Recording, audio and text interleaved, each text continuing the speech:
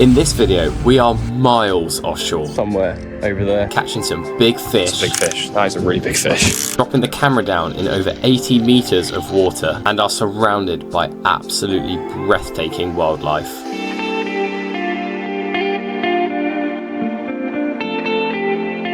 Hey guys, and welcome back to the Foul Anglers. Today we are miles and miles offshore. It is somewhere about there, way behind me. We're in a bit of sea mist as well, which adds to the eeriness. But yeah, we're about 15 miles off today. We're going to be fishing multiple different wrecks for hopefully multiple different species, dropping down lures and baits to see what's down there. Basically, the goal of today is just to catch some fish and hopefully for those fish to be quite big.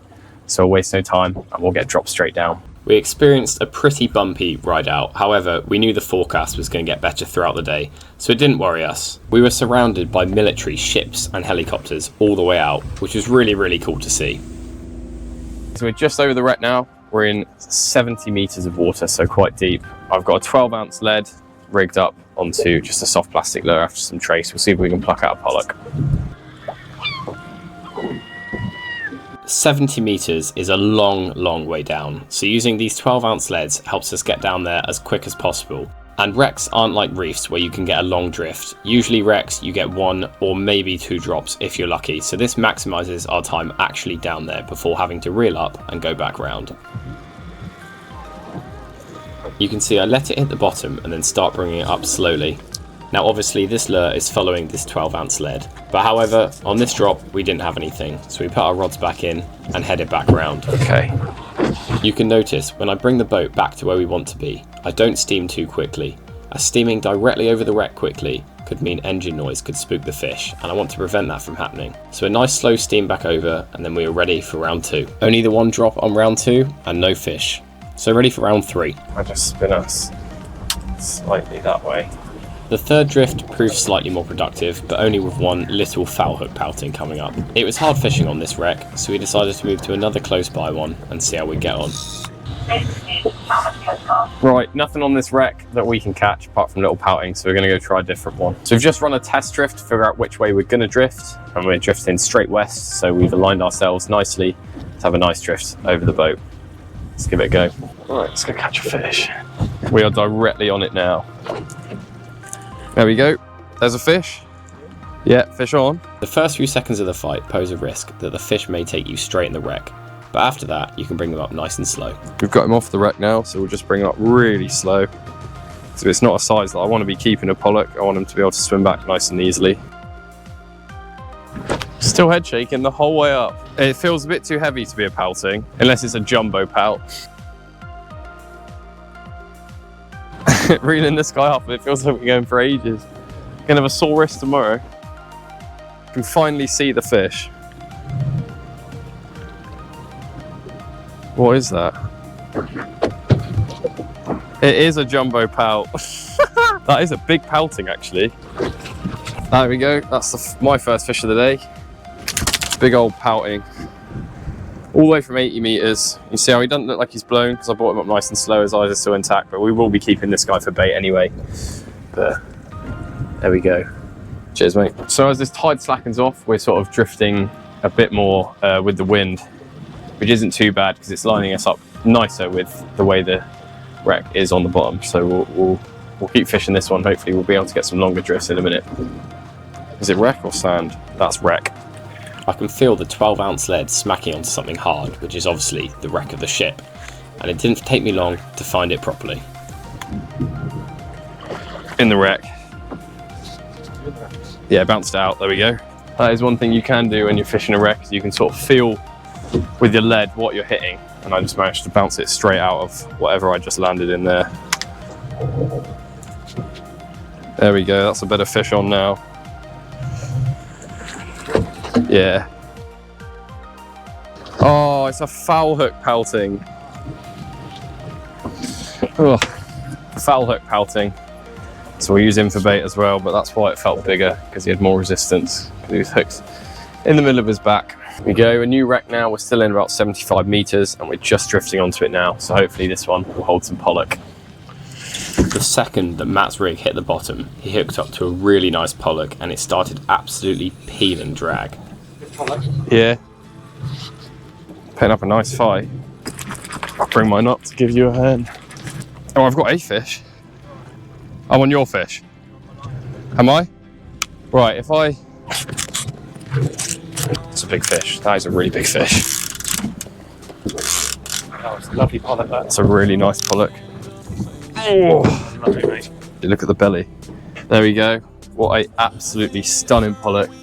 It's probably solid 8-9 pounds. You can see the belly on her there. Proper full of something. I'd assume little sand eels. Lovely, lovely fish. Obviously Matt brought up very slow. As you can see, this fish has come from probably best part of 80 meters and it looks like it could have come out of 10, you know? Beautiful. What a fish. Nice one, mate. Despite our absolute best efforts, unfortunately this fish wouldn't go back. So we quickly gutted it to keep the fish fresh, and none of this will go to waste. So I'll be taking this one home to feed my family. I couldn't resist dropping the camera down, and you can see quite how dark it gets. For the best viewing experience, sit as far away from your screen as you can. You can see I almost dropped onto a conger eel's head here, and then there's a few pollock also having a go. All this rig is a 12-ounce lead attached to the camera with 10-pound line, so then if anything was going to snag, it would be the lead. To be honest, I'm surprised we can see anything in about 80 meters of water, as there is next to no light down there. But you can see this conger eel chasing the lead around, quite interested. Alongside the conger, you can see the man-made elements of the wreck. So for context, this wreck is a big tanker, so it's a big wreck. You can see here perhaps some sheeting, or not 100% sure, and then some cabling as well potentially. Very interesting. You can see the ghost net there as well. That's from a commercial fisherman, and the net has broken off into the wreck. And yeah, not much to see, as I've messed with the exposure a bit to sort of make it hopefully viewable for you guys. But I might come back here on a really sunny day, because sometimes that can change sort of how much light gets down there. As on this day, it was very cloudy, but still very interesting, and very interesting to see some conger eels living in wrecks, chasing the lead weight around, and hopefully soon we'll get them on the baits.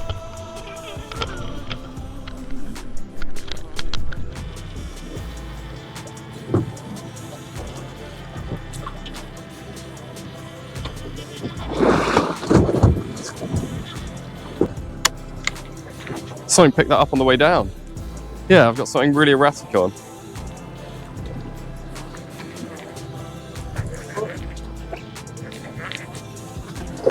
Yeah, definitely a bit of weight to it. Yeah, trying to do a few runs. I reckon it's a pollock that smashed it on the way down, maybe. Or maybe a pouting.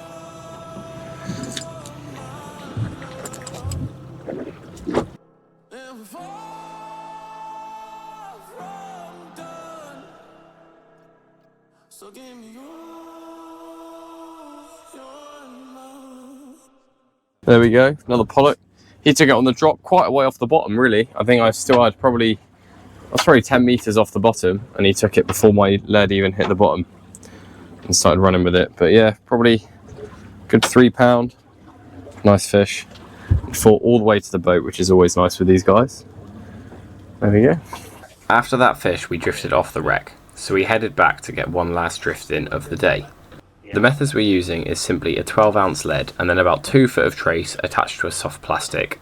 So your lead obviously sinks first and gets you down to the bottom, then as you start reeling back up, your soft plastic follows your lead, enticing the fish. Obviously, as we've seen from the underwater footage, there is not much light down there. Fish can obviously see and sense prey a lot better than us when it comes to hunting prey on wrecks, but I do like a bright coloured thumpy paddle tail, as the vibrations it gives off, I feel, really attracts the fish to the lure's position and entices a bite. The camera footage I've gathered over the past few weeks really highlights to me how many fish are usually in one area, and obviously with pollock especially, when there's a lot in one area with a lure, if one looks like it's going to go for it, they'll all go for it, because at the end of the day it's a free-for-all down there, and whoever eats that prey first is obviously going to get it. So we had one last drop on this wreck before we had to head home, as it's a long old steam. But we did manage a fish.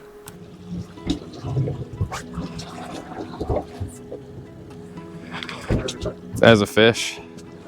Fish on yet? Lost it. Did I? Yeah, off.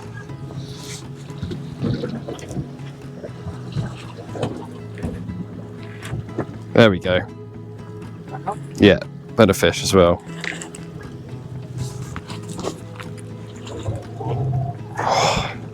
This is a nice fish.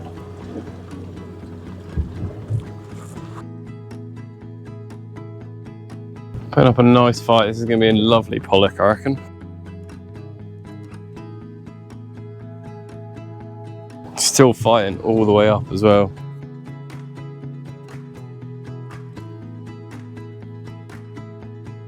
There he is. That is a absolutely lovely ret caught pollock there. I dropped it down, I sort of felt him rattle it and then he spat it, felt him rattle it and then he spat it again, felt him rattle it, struck, and then he was on. Again, fought all the way to the boat. Really, really nice scrapper. Yeah. Beautiful. There we go. Over 15 miles out and it is like glass out here now. Absolutely stunning. Land is somewhere over there. We've got a fair old steam back, but what a session. So there we go. That was you joining me and Matt on a lovely session. It's been brilliant out here. The conditions started off a bit more sloppy than this and it sort of dropped off to a nice glass now. We've got some fulmars, well 3 fulmars and a seal with us now, just eating the scraps of our bait that we didn't use. But overall, that was a brilliant session, dropping the lures down. It was really, really good. Good fun fighting the fish in that sort of depth. It really does get your forearm burning, especially also fighting a 12-ounce lead in 78 meters of water. But yeah, so if you did enjoy this video, make sure you click subscribe, comment and like, and watch this video just here. And then you can subscribe here, and we'll see you next week. See you in a bit, guys.